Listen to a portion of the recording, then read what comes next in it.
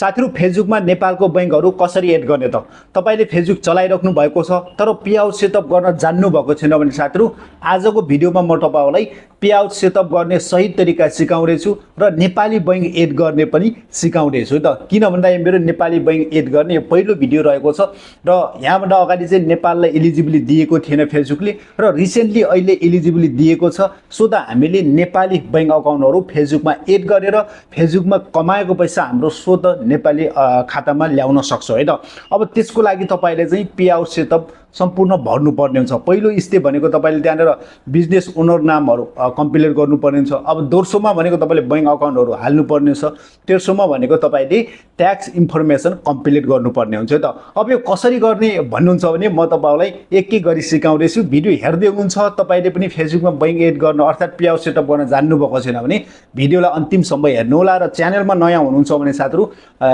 च्यानललाई सब्स्क्राइब र फलो गरेर जोडिदिनु होला है त अब सुरु गरौँ यहाँनेर देख्न सक्नुहुन्छ पेआउट सेटअप गर भनेर आइसकेको छ है त अब तपाईहरुको फेसबुकमा स्टारले मात्र पनि सेटअप गर्नु भएको छ भने पेआउट सेटअप गर भनेर आउँछ र अहिलेको पूर्वपक्षमा भनेको फेसबुकले $25 कमायो भने मात्र सो तपाईहरुले सेटअप यस्तै सेटअप गर भनेर दिन्छ है त अर्थात तपाईले यहाँबाट पनि यो अब सेटअप गर्न सक्नुहुन्छ यदि तपाईहरुको यहाँ आएको छैन भने तपाईले यता ब्याक आएर यहाँबाट तपाईहरुको यो पेआउट देख्न सक्नुहुन्छ यो पेआउटमा यसरी क्लिक गरिदिनु होला यसमा क्लिक गर्नु तपाईको पनि यस्तै आउँछ है त फिनिशिङ सेटअप भनेर यसको मतलब चाहिँ यहाँनेर स्टारले मात्र सेटअप गरेको छ त्यसैले गर्दा यहाँनेर पेआउट सेटअप गर भनेको छ है त अब जस्तै यसमा क्लिक गरिदिनु होला यसमा क्लिक गरिसके पश्चात साथीहरु हामीले यहाँनेर बिजनेस ओनर नाम हाल्नु पर्ने हुन्छ है त यहाँनेर देख्न सक्नुहुन्छ तपाईहरुले पहिलो नाम हाल्दिनु होला त्यसपछि यहाँनेर लास्ट नेम हाल्दिनु होला तपाईको डेट अफ बर्थ हाल्दिनु होला अनि तल कन्ट्री है त यहाँनेर कन्ट्री सिलेक्ट गर्दिनु अहिले भनेको तपाईले कन्ट्री अब सुरुमा पेआउट गर्दै हुनुहुन्छ भने सही तरिकाले कन्ट्रीहरु चाहिँ लगाउनु होला जो कन्ट्रीको तपाईले बैंक अकाउन्ट हाल्ने त्यही कन्ट्रीलाई सिलेक्ट गर्दिनु होला है त अब त्यसको लागि के गर्ने म यहाँनेर पहिलो नाम हाल्दिन्छु त्यसपछि लास्ट नेम हाल्दिन्छु डेट अफ बर्थ अनि कन्ट्री सिलेक्ट गर्दिन्छु अनि त्यसपछि नेक्स्ट गरिदिन्छु है त अब साथीहरु यहाँनेर देख्न सक्नुहुन्छ मैले पहिलो नाम पनि हालेको छु लास्ट नेम पनि अनि त्यसपछि डेट अफ बर्थ त्यसपछि यहाँनेर देख्न सक्नुहुन्छ सो कन्ट्री नेपाल हालेको छु है त अब यति भरिसके पश्चात तपाईले यहाँबाट नेक्स्ट गरिदिनु होला अब नेक्स्ट गरिसके पश्चात साथीहरु यो बिजनेस ओनर नाम बनाउँदै छु तपाईहरुले यहाँनेर चाहिँ कन्ट्री नेपाल उता सिलेक्ट गर्नु नेपाल आइ नै हाल्छ त्यसपछि तल देख्न सक्नुहुन्छ बिजनेस टाइपमा चाहिँ तपाईले झुक्केर भए पनि अरु नदाबिदिनु होला है त तपाईले चाहिँ यहाँनेर देख्न सक्नुहुन्छ इन्डिभिजुअल सोले भन्नेमा चाहिँ दाबिदिनु होला पहिलोमाको है त तपाईको यस्तै हुनुपर्छ है यहाँनेर कन्ट्री अनि त्यसपछि तपाईको बिजनेस टाइपमा चाहिँ इन्डिभिजुअल सोले हुनुपर्छ त्यति भइसकेपछि तपाईले यहाँनेर नेक्स्ट अप्सन गरिदिनु है त नेक्स्ट गरिदिनु होला अब नेक्स्ट गरिसकेपछि साथीहरु यहाँनेर देख्न सक्नुहुन्छ पहिलो नाम देखिसकेको छ यदि तपाईहरुको त्यो निडल नेम छ भने तपाईले यहाँनेर यो यसमा राख्न सक्नुहुन्छ जस्तै तपाईको मिन अनि त्यसपछि बहादुर छ भने यहाँनेर बहादुर अनि यहाँनेर सो अब तपाईको खड्गा अथवा के छ त्यो हाल्न सक्नुहुन्छ है त अब यति हालिसि तल डेट अफ बर्थ देखिन्छ त्यसपछि तपाईहरुले चाहिँ यहाँनेर देख्न सक्नुहुन्छ यो प्राइमरी एड्रेस यसमा चाहिँ के एड्रेस हाल्ने भनेपछि तपाईको गाउँपालिका के हो ओडा कति हो है कुन जिल्ला हो त्यो तपाईले यहाँनेर सिलेक्ट गर्नुपर्ने हुन्छ त्यसपछि तल्लोमा भनेको तपाईको सिटी कहाँ हो तपाईको त्यो सिटीलाई सिलेक्ट गरिदिनु होला त्यसपछि साथीहरु यहाँनेर देख्न सक्नुहुन्छ स्टेट भनेको छ यो चाहिँ तपाईको प्रदेश कुन प्रदेश हो त्यो प्रदेशलाई सिलेक्ट गरिदिनु होला त्यसपछि तल देख्न सक्नुहुन्छ यहाँनेर GP code and postal code भनेको छ तपाईहरुले पोस्टल कोड तपाईले कुन यहाँनेर सिटी हाल्नु भएको छ त्यहाँको चाहिँ पोस्टल कोड हाल्दिनु होला है त सो पोस्टल कोड हालिसकेपछि तल तपाईले आफ्नो नेपाली मोबाइल नम्बर हाल्दिनु होला त्यसपछि तपाईले यहाँनेर इमेल हाल्दिनु होला सकभर तपाईको फेसबुकमा जे इमेल छ त्यही इमेल हाल्दिनु होला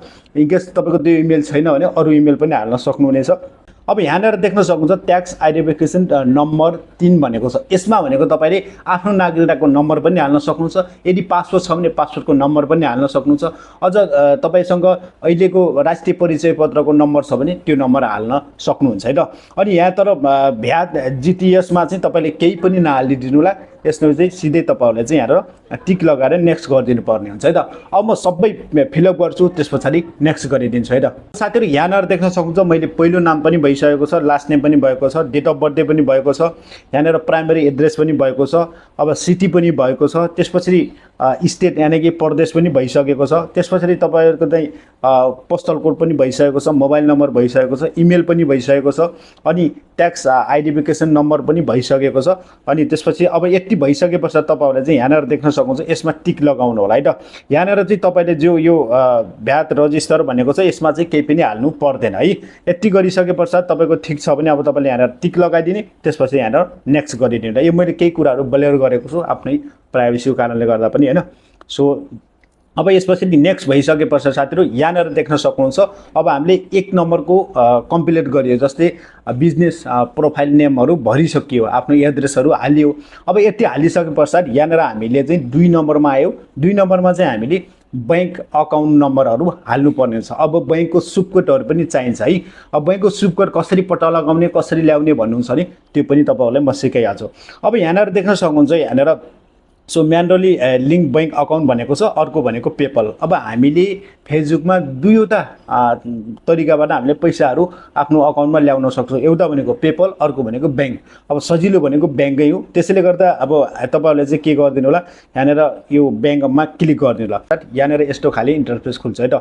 अब तपाईले यहाँनिर एउटा कुरा के बुझ्नुस् भनेपछि, तपाईले आफ्नो बैंक अकाउन्ट छ भने सो त तपाईको नाम आइहाल्छ। तपाईले आफ्नै बैंक अकाउन्ट हाल्ने हो भने, अब तपाईको आफ्नो बैंक अकाउन्ट छैन, अरूको हाल्न लाग्नु भएको छ भने तपाईले यस्तो बेलामा चाहिँ यहाँनिर देख्न सक्नुहुन्छ, net use different bank account भनेर यहाँनिर देखाएको छ है त।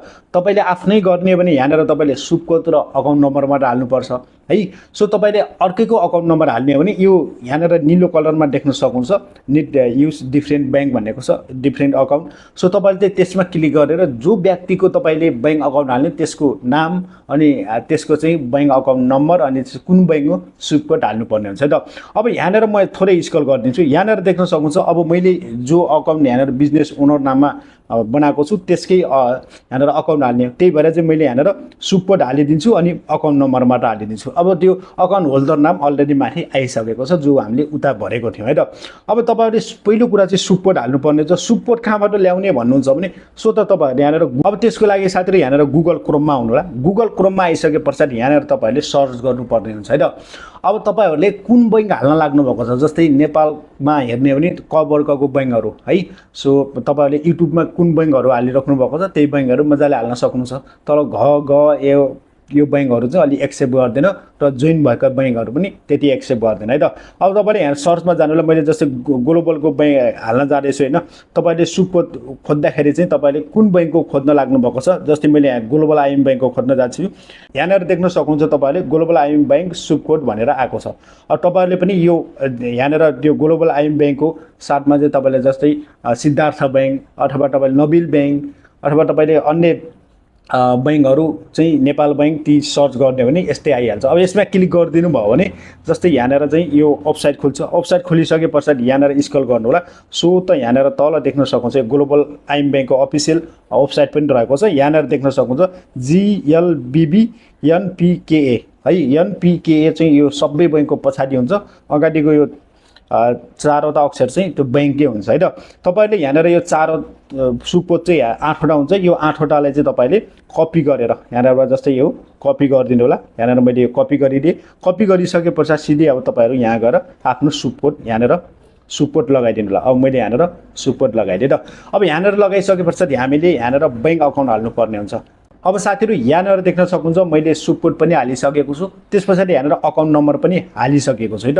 अब यति हालिसके पश्चात धेरै साथीले मिस्टेक के गर्दिनु हुन्छ भनेपछि तपाईहरुले यहाँनिर देख्न सक्नुहुन्छ धेरै साथीले यहाँनिर लिंक पेपल अकाउन्ट गरिदिनुहुन्छ क्या। अनि यही गर्दाखेरि बिग्रिन्छ साथीहरुको। तपाईहरुले लिंक पेपल अकाउन्ट गर्नु भएन है। तपाईहरुले यसलाई चाहिँ नगरेर सिधै तपाईले के गर्दिने, यहाँनिर तल देख्न सक्नुहुन्छ लिंक पेआउट मेथडमा क्लिक गरिदिनु होला। धेरै साथीले यहाँनिर लिंक यो पेपल अकाउन्टमा गरिदिनु छ। तपाईले झुक्किएर पनि त्यसमा नगर्नु, तपाईले सिधै तल यसमा क्लिक गरिदिनु पर्ने हुन्छ है। त्यो चाहिँ पेपलको लागि, हामीले बैंकको लागि यसमा क्लिक गर्नु होला। अब यति यो हामीले 2 स्टेप पनि कम्प्लिट गरिसक्यो भने अब हामीले अर्को स्टेप भनेको ट्याक्स इन्फर्मेसन कम्प्लिट तरिकाले भर्नु पर्ने हुन्छ। अब साथीहरु तपाईहरुले चाहिँ त्यहाँनिर लिंक मेथडमा क्लिक गरिदिनु भयो भने यहाँनिर चाहिँ तपाईहरुले फेरिबाट आफ्नो फेसबुकलाई लगइन गर्नुपर्ने हुन्छ। यहाँनिर इमेल अनि पासवर्ड हालेर लगइन गर्नुपर्ने हुन्छ है त। अब यहाँनिर म लगइन गरिदिन्छु। त्यसपछि हामीले ट्याक्स इन्फर्मेसन कम्प्लिट गर्नुपर्ने हुन्छ। अब साथीहरू यहाँनिर देख्न सक्नुहुन्छ तपाईँहरूले चाहिँ एड ट्याक्स इन्फो भनेको छ। यसको मतलब हामीले ट्याक्स इन्फो इन्फर्मेसन कम्प्लिट गर्नुपर्ने हुन्छ। त्यसको लागि यहाँनिर एड ट्याक्समा गरिदिने तपाईँले फेसबुक लगइन गर्नुपर्ने हुन्छ। त्यस पछाडि यहाँनिर कन्टिन्यू चाहिँ जो तपाईँको नाम हो त्यही देखाउँछ, यसमा यसरी कन्टिन्यू गरिदिनु होला। अब साथीहरू यहाँनिर देख्न सक्नुहुन्छ ट्याक्स इन्फर्मेसन अनि गेट स्टार भनेको छ है त। अब तपाईँले केही पनि दायाँ बायाँ नसोचेर जेमा मैले टिक लगाएको छु, लगाउँदै मैले अगाडि बढ्दै गरेको छु, त्यही नै तपाईँले टिक लगाउने, तपाईँ पनि अगाडि बढ्नु होला है त। किनभने हामीले यहाँ ट्याक्स इन्फर्मेसनमा एउटै हाल्नुपर्ने हुन्छ है त। त्यसैले गर्दा जो तपाईँले यहाँनिर मैले हाल्छु त्यो चाहिँ तपाईँले फिलअप गर्नु होला है त। अब सबैभन्दा पहिला तपाईँले चाहिँ यहाँनिर नो गरिदिनु होला। यसको मतलब हामी युएसबाट छैनौँ है त, युएसभन्दा बाहिरबाट हो, नो गरिदिनु होला। अब तल पनि तपाईँले यहाँनिर देख्न सक्नुहुन्छ नो गरिदिनु होला। यहाँनिर मैले नो गरिदिएँ, त्यसपछि अब नेक्स्ट गरिदिनु होला है त। भिडियोलाई ध्यान दिएर हेर्नु होला। अब यसमा नेक्स्ट गरिसके पश्चात यहाँनिर भन्छ यहाँनिर कन्ट्री अफ सिटिजन भनेको छ है त, यहाँनिर देख्न सक्नुहुन्छ। अब हामीले चाहिँ यहाँनिर यो आइकनमा दाब्ने, यहाँनिर यो आइकनमा दाबेर फेरि पनि यहाँनिर नेपाल सेलेक्ट गरिदिनु होला। यहाँनिर म नेपाल सेलेक्ट गरिदिन्छु है त। अब नेपाल सेलेक्ट गर्दै मैले नेपाल सेलेक्ट गरिसके पश्चात माथि जो नाम छ त्यो देखिसकेको छ। अब सिधै हामीले के गरिदिने, यसमा चाहिँ टिक नलगाउनुलाई, माथि अलरेडी लागिसकेको छ। तपाईँहरूले चाहिँ यहाँनिर अब नेक्स्ट गरिदिनु होला है त। यहाँनिर म नेक्स्ट गरिदिन्छु।